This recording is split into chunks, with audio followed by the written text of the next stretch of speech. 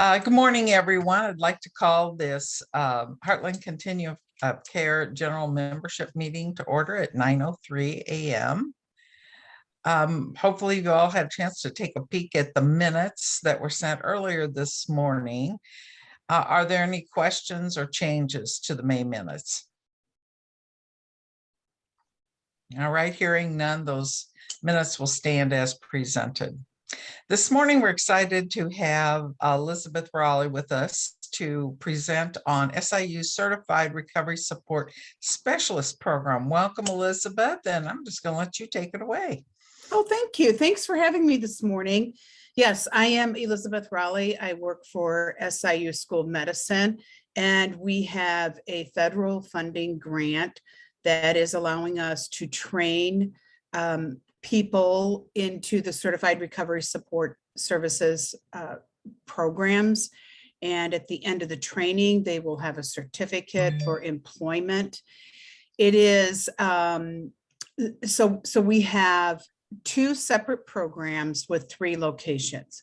So one program is in Springfield, and that's the program I really want to speak to today. And the sister partner is in Carbondale, SIU Carbondale. And then we have a state funded program, which is pretty much the same that we are managing out of Dixon, Illinois. So with the CRSS program, we have in-classroom training, which will be at SIU School of Medicine on the grounds on Saturdays. And then we have internship hours that are mandated by the program, of which we will use some of our partners that we have for the internship hours. Right now, we're starting the program in August of this year. So it's actually Saturday, August 27th. We're starting to bring in our first cohort of students. And we're following the academic calendar. So the students will begin in August, and then they'll have, the normal academic fall break.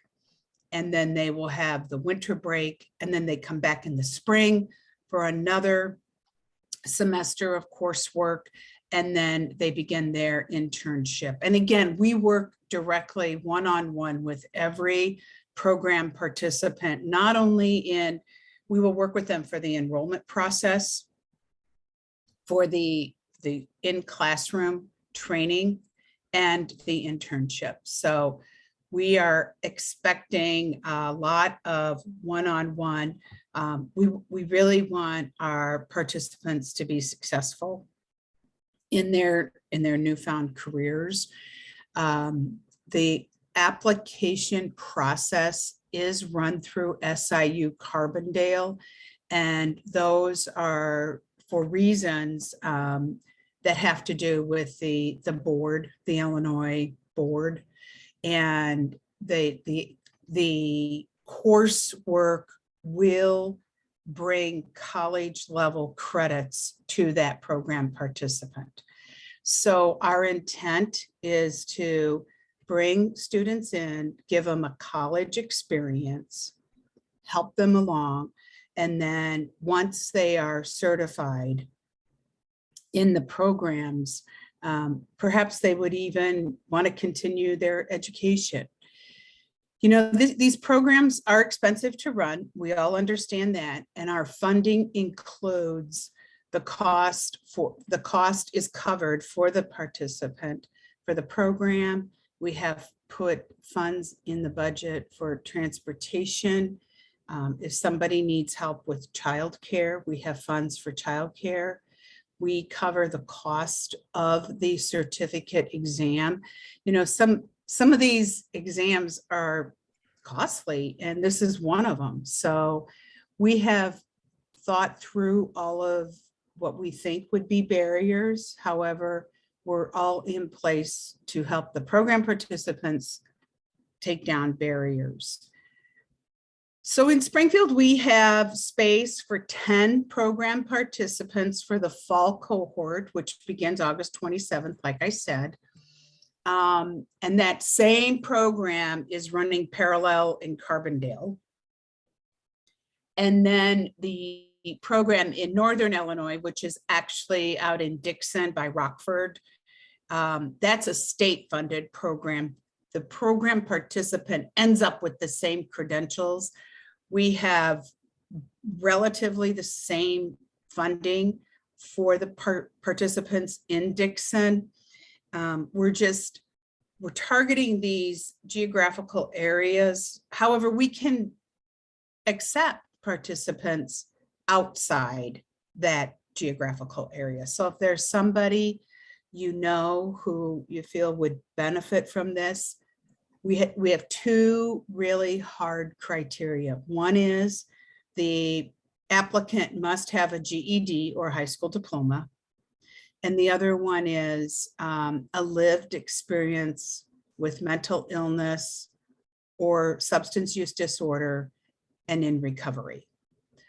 So I'm looking at Kitty Jewell, who has joined me, and she's the program director for all the programs. I am responsible for Springfield and Dixon.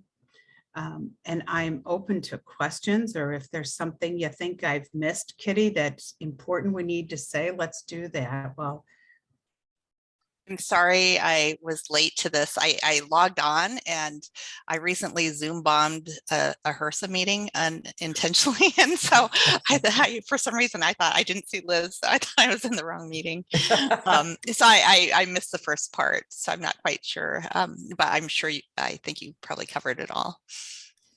Elizabeth, there is one question in the chat. And Kendra asks, is this open to people who have already started a job requiring CRSS? absolutely. In fact, that's one of our key elements, which I didn't mention, so thank you. And that is to educate and to certify people up.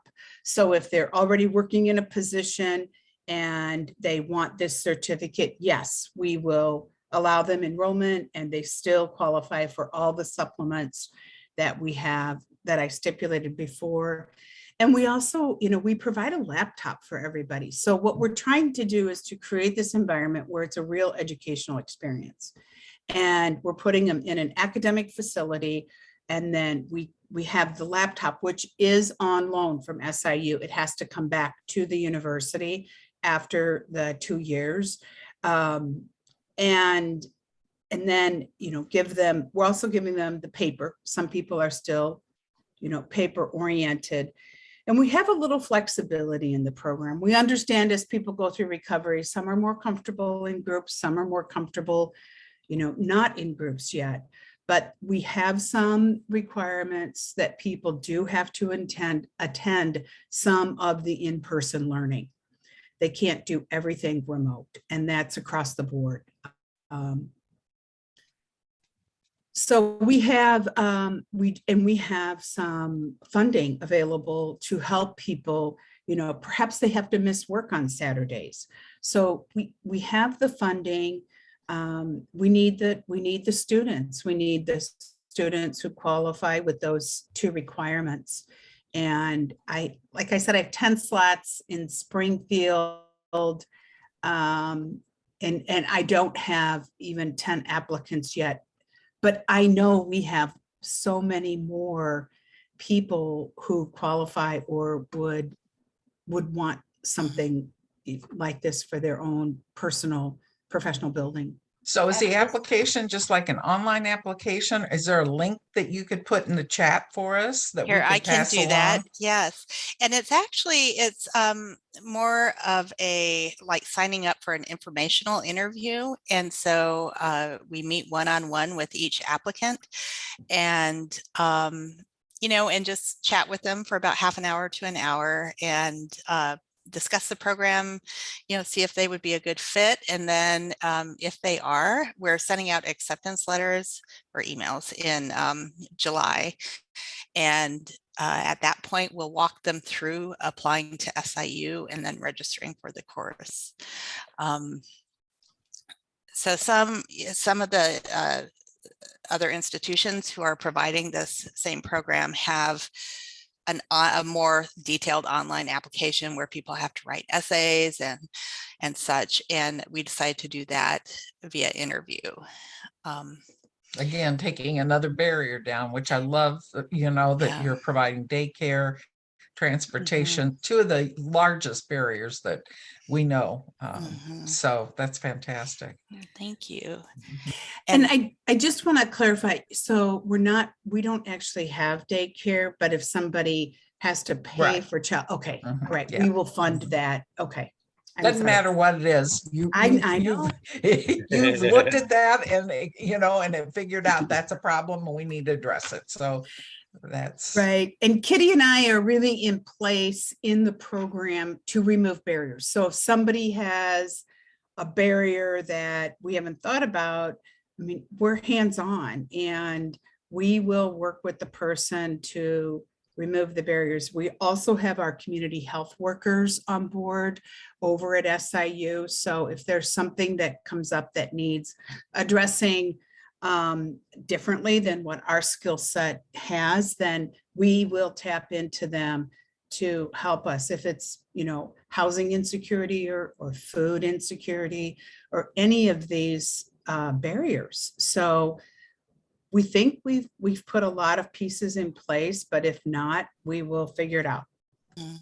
Yeah, and so we have, our intention is to have each participant connected with a community health worker. So we're just laying that out now, trying to figure out how that will work. But they will also have access to psychiatric assistance if needed through our School of Medicine. And we'll use telehealth to connect them if needed. Is there an age limit? 18 and over. Okay. Mhm. Excellent. Thank you too for sharing. And I know Kitty, you put the link in the chat there, and I know you know, you and Elizabeth, I'm sure are happy to take any questions people have after this meeting. So when we send out the follow-up email, we can include contact information. I still have some printed material. If you would like to have some on hand at your organization, put that in the chat and I'll be happy to get some to you. Kitty just put her email in the chat there as well. So this could be a really great opportunity, I know, for folks that are that you are working with in your organization. So hopefully we can find some great candidates for those remaining spots. Yep.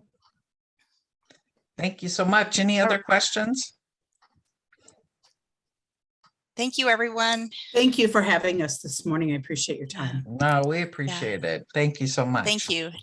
Bye-bye. Bye-bye. Bye. All right, Josh, what's going on with the strategic plan? Let's hear what all is going on.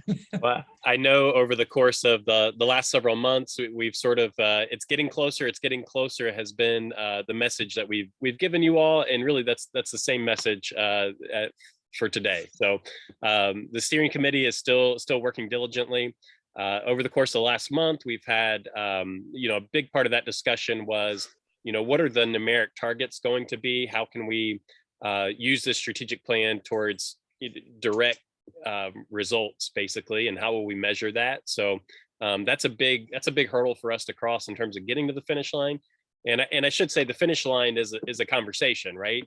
This body is one of those bodies that we'll be making a presentation to about the full plan. Here's what's in there. What do you think about it? What needs to be changed? So even when we get to that point, there's going to be great opportunities for you all to add your voices to it and continue to refine it a little bit. So I'm excited about how it's going. We also had a presentation last month about the equity analysis. Items from the equity analysis are will be woven into the strategic plan draft that you all see you know, in the coming weeks. So there's been a lot of great work going into all of that, and we look forward to you being able to take an in-depth look at it in the coming weeks. Any questions about that? I would add that you know, other part of what we're trying to think through as we get that draft to a more finalized place is you know, how can we foster a broader community conversation around the draft? You know, are there certain groups that it would be beneficial for us to sit down with and say, hey, here's what's in the plan? Obviously, this body is one of those. We're trying to think through, you know, would it be beneficial to have some targeted community summits, like maybe a community summit for communities of faith, you know, a community summit for neighborhood associations, like doing some of those things to pull some additional groups in to to get some feedback. So we're still coming up with exactly what that framework would look like. But if you have some ideas of things you could see being really beneficial, or people you would like to be a part of that conversation, or think could benefit from a special outreach or invitation, please connect with me and let me know as we put that plan together. That would be really helpful. All right. Thank you. It seems like every time we turn around, we've got another NOFO coming, and we know the COC, the Hudson COC NOFO is coming up. And Josh has been thinking through, and we were talking the other day about some new project opportunities. Josh, you want to talk a little bit about that? Yeah. So as Val said, this comes, with the exception of 2020, kind of comes fast and furiously almost each year. And it's important for us as a community to give some thought to new projects. The strategic plan will help guide our preferences as we look at new projects. But I just want to make sure this whole body knows that anybody who can provide the housing programs and meet the requirements of HUD can apply for those new projects. Particularly rapid rehousing and permanent supportive housing are two key programs that we want to see grow in our community. And so the way that the COC competition works is that HUD will tell us, last year it was a little over $30,000. You have $30,000 you can apply for a new project in that space. It's also possible to apply for new projects and see if reallocation could happen. So we want you to be thinking through that. Additionally, last year, we had the opportunity to apply for a new project that addressed survivors of domestic violence. And so that the amount available for that was around $60,000. And we weren't able as a community to put an application in for those funds. And so that's another one where I just would encourage the community to think creatively about how we might be able to do that. If that's a possible need that your organization could address, we really would love to go after whatever funding we could possibly get from HUD. And so we just welcome your brainstorming even before HUD drops the NOFO, in hopes that conversations among your organization or might help get something moving there. Hey, Josh. Hey, I thought an application was put in. I gave numbers and everything else for it. Right. Yeah. There was an organization that was working in the direction of it, but ultimately decided not to submit the application. Oh, okay. I did not know that. If you have any questions, you want to talk more about that, please do reach out to me and I'll be happy to kind of, one place you could look, the grants page on our website sort of really walks through how we rated and ranked projects last year, what projects submitted applications, all of that stuff is there on the website. And you could look through that. I'd also be happy to kind of talk through your organization, point you to some resources on HUD Exchange to help you kind of think through any initiative that your organization might want to put a new project in for. All right, thank you. Under new business, we have community employment opportunities, and we're going to see how fast Nick can be on his feet because I forgot to ask you to speak to this. So my apologies in advance. But I know Nick, he can jump in there and talk a little bit about these community employment opportunities. Oh, look, Sure. He's even prepared. Oh man, Yeah. you guys did this and didn't tell me. Okay. So Renetta had a great idea about letting folks know about opportunities within the Heartland Continuum of Care and mentioned about some summer workers, and I thought why shouldn't we just expand that to any workers within the HCOC that we have needs of? So kind of just getting everybody on the same page to say, hey, these are some opportunities to do some really important work in our community.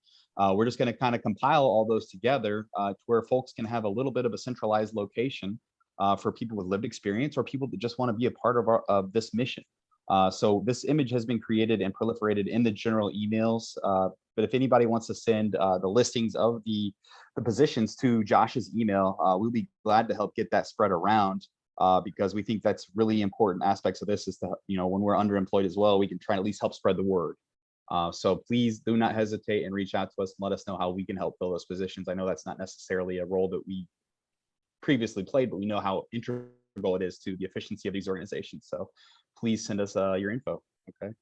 Yeah, our plan is to, and we've already started to cultivate a Google Doc basically. So we're going to add in the position, the contact person, the date it was added, and we'll make that a public Google Doc is sort of how we'll share that information. And then we'll just really rely on your agency to sort of get back with us when those positions are filled, so that we can kind of keep that document clean. So yeah, hopefully that could be a helpful resource. Okay. Thank you so much. All right. We're going to talk a little bit about the cooling centers.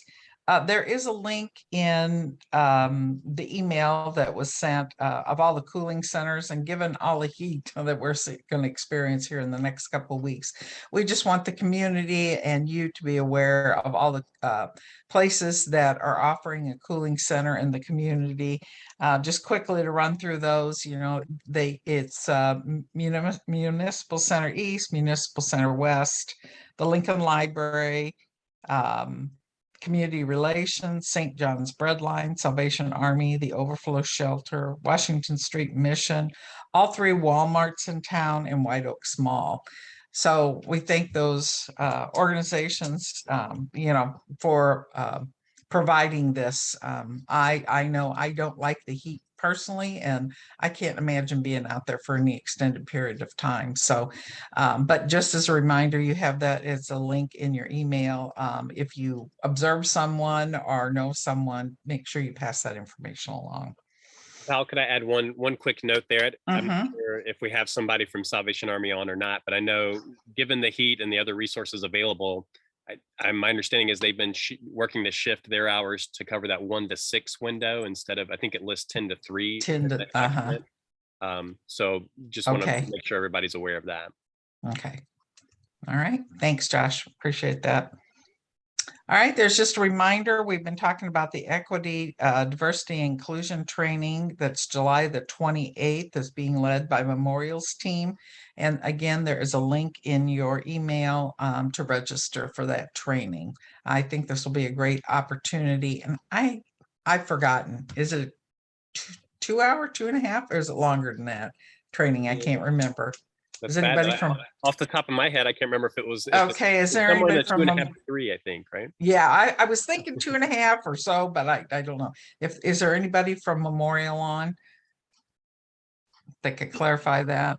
I don't see anyone. I'll pick Okay. it up but before the meeting's over, and I'll put it in Okay, the chat. okay. All right, yeah, thanks. I appreciate that.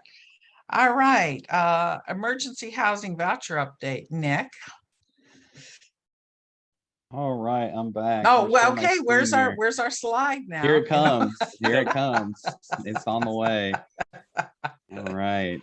How about There you go. that?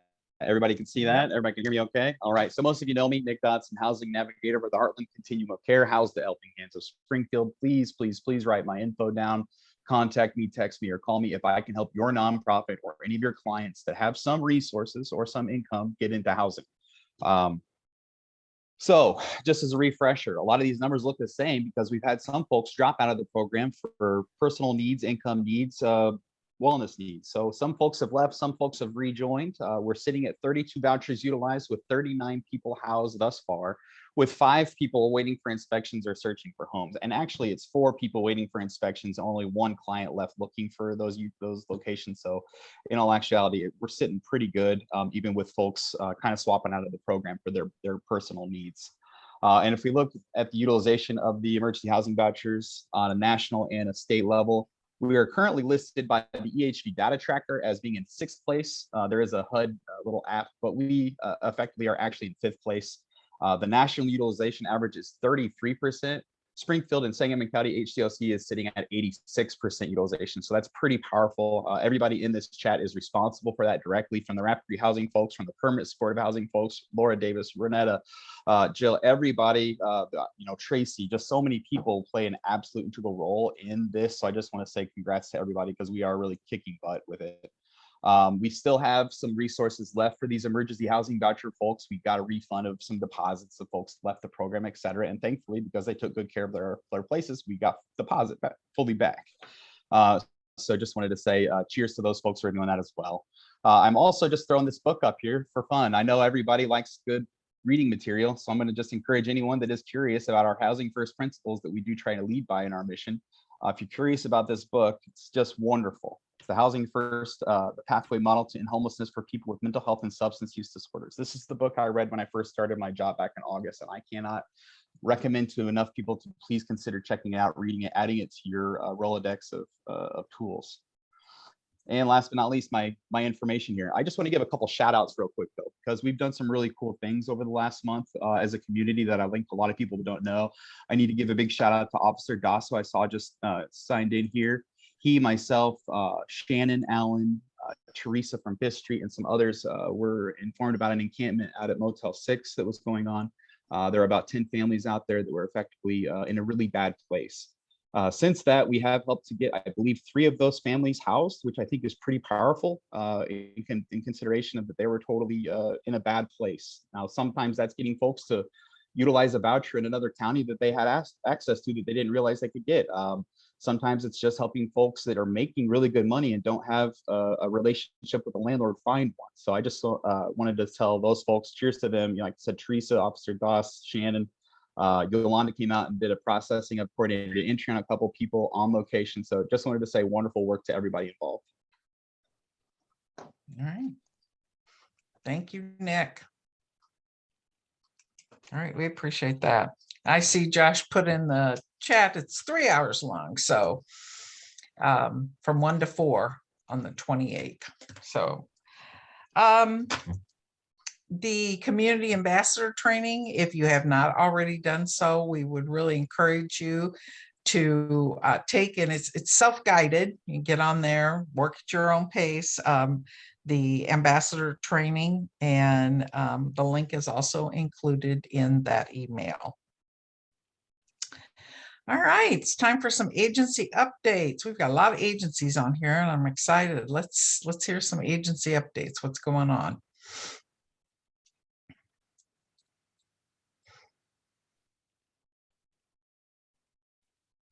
Good morning, everybody. It's Ronetta at Helping Hands. I just wanted to jump on and let you guys know that I have resigned from the Rapid Rehousing Program so that I could focus on our emergency shelter, and we are doing some great things over here. So it needed some attention, and starting July 1st, Laura Davis will be taking over the Rapid Rehousing Program. I'm really excited because it does make more sense for our agency that all of our housing programs are under one. Okay, Josh, are under one umbrella. And Renetta, I was going to say, you almost gave me a heart attack when you said I've resigned. My heart went boom. So yeah, Josh just typed it. I was going to say it. I apologize, but I did want to let everybody know that we are excited to continue Rapid Rehousing, and it has been such a success for us. But you know, the shelter is my baby, and I really wanted to focus on expanding the shelter and offering more services. So congratulations to Laura. And as far as any Rapid Rehousing questions, comments, or concerns, I'm still happy to answer them. But as of July 1st, Laura will be taking over. Oh, fantastic. We have 2 great people leading those programs. Congratulations to you both. Thank you. But don't ever do that to me again. I'm an older lady, you know, I can't take that kind of stress. Okay, any other agency updates?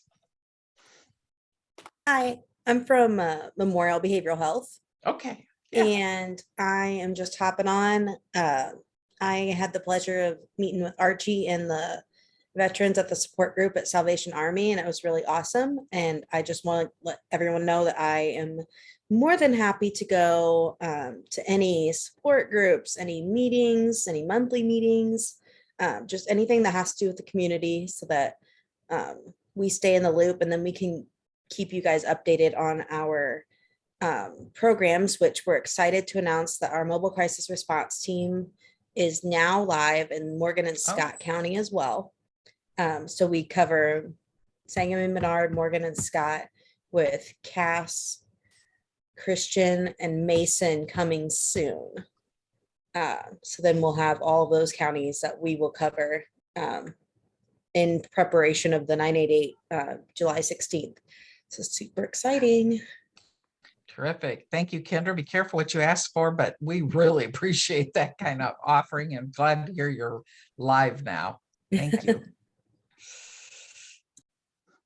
Anyone else?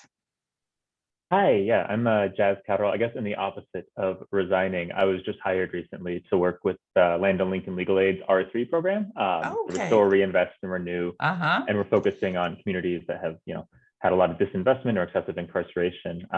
And yeah, just wanted to join in, say hi, introduce myself. We're doing a lot of, especially kind of eviction and expunction / healing type work. So if any of y'all are running into people who are having trouble getting either housing or jobs because of a criminal record, that would be something that we can help with. So definitely send them our way and reach out if you want more information at all about how we can help out with that kind of stuff. Yeah, and I think you would be a great speaker. I'd like to hear a little bit more about this myself too. I was just yeah, sending them a let's- direct message. Yeah. Oh, okay. Great minds, I'm telling you. Jess, Yeah. thank you for introducing yourself and welcome. And we're excited to hear that work going forward. Thank you. Of course, I'll put my contact info in here, and certainly feel free to reach out anytime. Right now, we're still just establishing kind of community partners. We're primarily partnered with the Springfield Urban League, but happy to work with other organizations too. So. Yeah. Okay, great. Any other? Yeah, one quick update over at United Way. And this isn't necessarily a programming update, but our day of action is next Friday from 1 to 4 p.m. For those who aren't familiar, it's basically just a day where we get a bunch of untrained volunteers out to a bunch of different nonprofits in the community. And we currently have more volunteers than we have projects, which is an awesome problem to have. So if anyone could use a team of untrained volunteers, whether it's 5 people or 20 people for 3 hours next Friday, go ahead and shoot me an email and I can make sure we get you connected.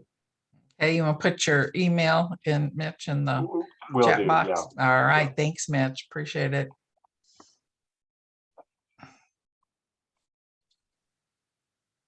So hi, everybody. This is Susan Day from SHPA, and I'm just really excited to announce we're holding our residents conference this August 17th and 18th in person. And so it's open to residents of permanent supportive housing. I've connected with some residents in your area, but it is a statewide conference where they can come. We've got a really nice lineup of speakers. We're hearing from a state representative on our voting initiative that we started this year. Christine Haley, the chief of the homelessness task force, is going to also talk to the group and hoping residents will offer feedback to that ongoing effort. And so some good trainings. We're going to be sharing stories from those who attended the storytelling workshop so far this year. So it's going to be just really fun, exciting networking, hopefully developing some peer-to-peer supports among those residents of permanent supportive housing. Of course, staff is welcome to come as well. Just be watching. We're going to open registration in the next couple business days. So I just wanted to let everybody know it's happening, and all the residents are so excited that we're doing it in person this year. Yeah. Thank you, Susan.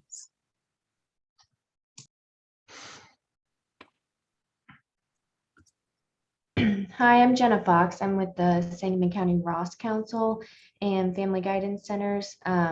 I did want to let anyone know that may know someone that needs inpatient treatment. We do have available residential beds right now. We accept individuals with no insurance or Medicaid. And then I also wanted to little update on the Ross Council. We are completing our paperwork for a 501c3. After we get our paperwork in, we are hopeful that we're going to get a funding for a recovery cafe or an RCO. And I can give more information on that at a later time, but that would be a good impact for our community. So thanks for your time. Jenna, I know most folks on this call have probably have gotten an invitation at some point to the Ross Council, but would you put a quick plug in for exactly, what that group is up to and how folks can join in? Yeah, and we developed a website, so I can put the website on there too, and you can view our mission and vision and goals and stuff. So Excellent.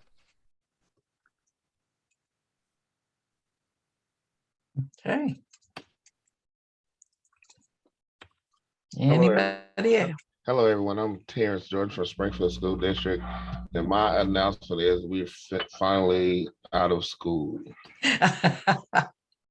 We had to make up, we went into June 10th. We had to make up all those inclement weather days.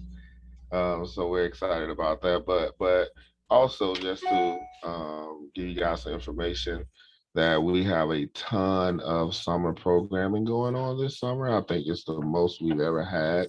We use some of the ESSER funds, which are federal government funding that we received due to the pandemic.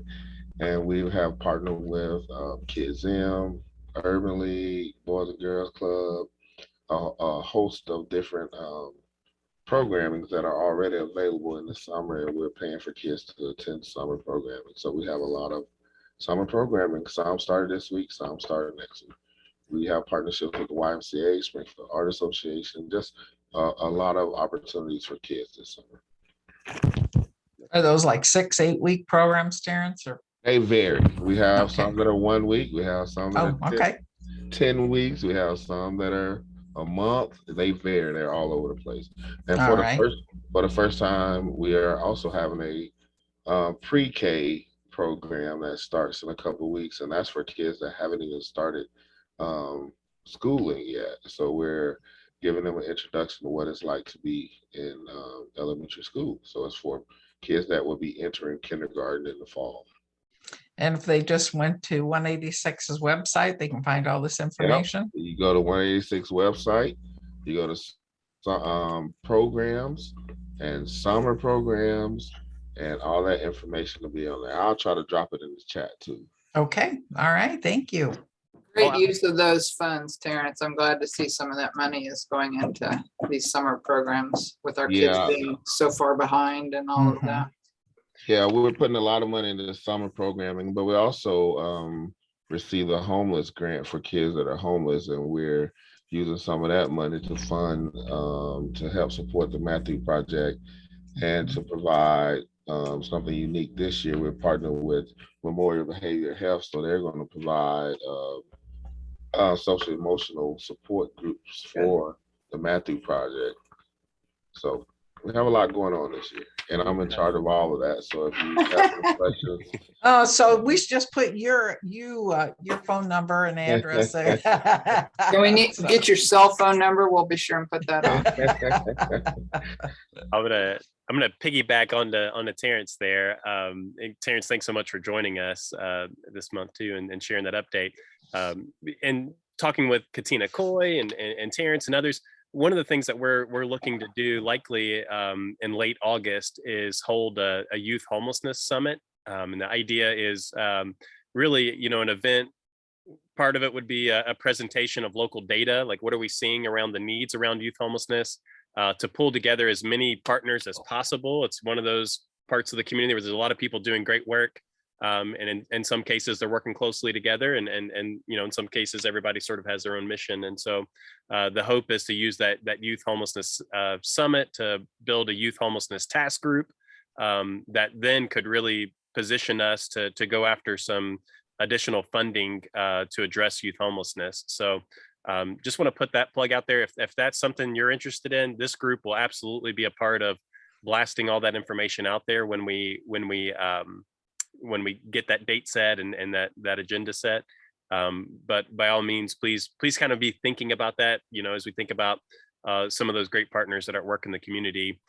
Maybe go ahead and if you're closely connected to any of those, go ahead and start whispering in their ear about this opportunity to work together more collaboratively.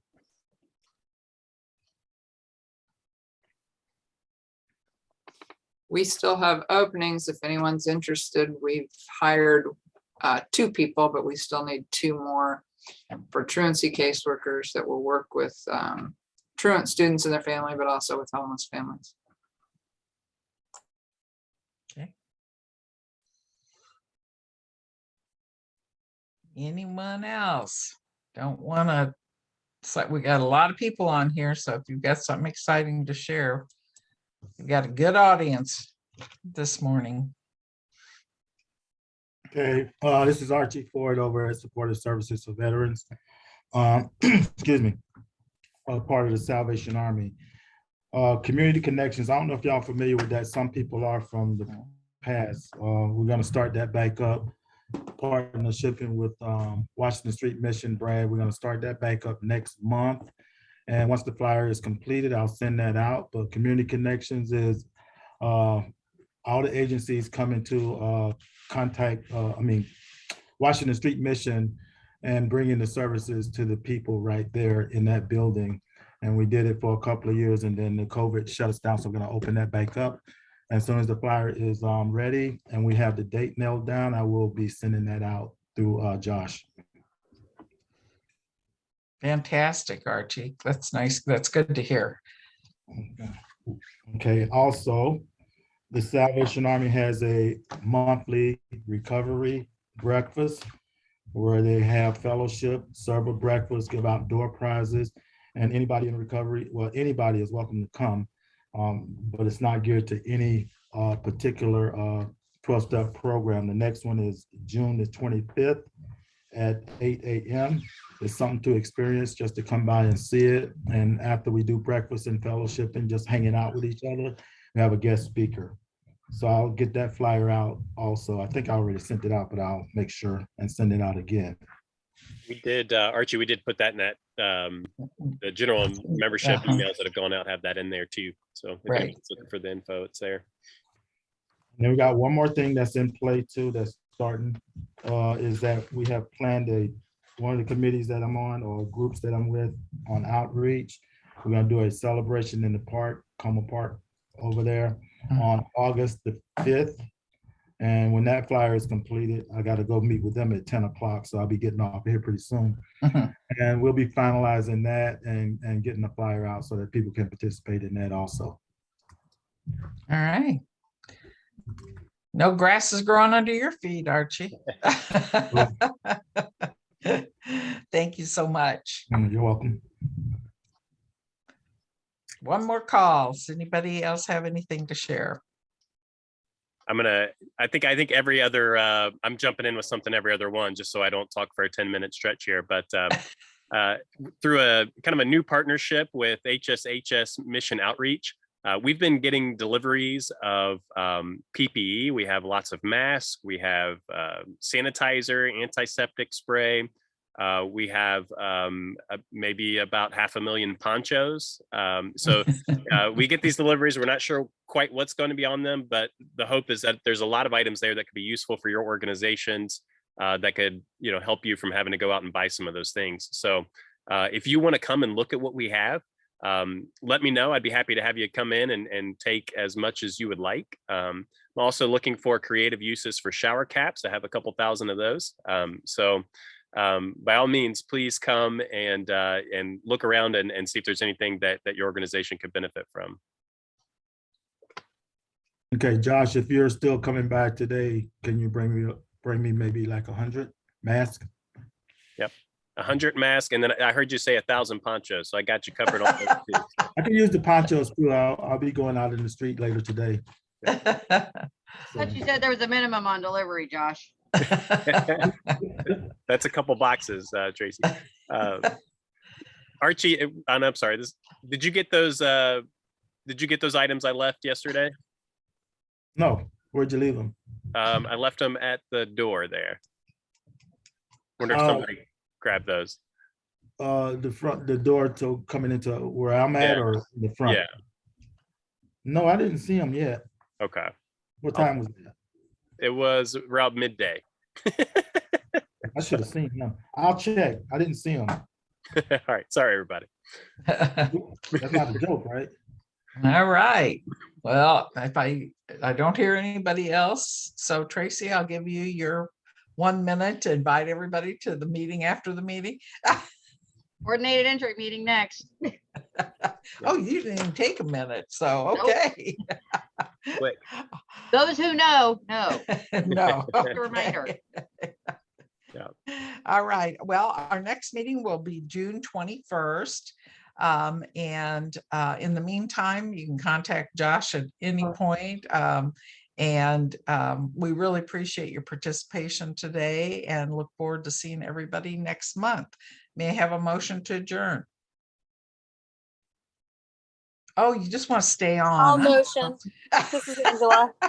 I'll second it. Okay. thank you. Goodbye. All right, everyone. Have a great day. Thanks for joining, Bye-bye. everybody.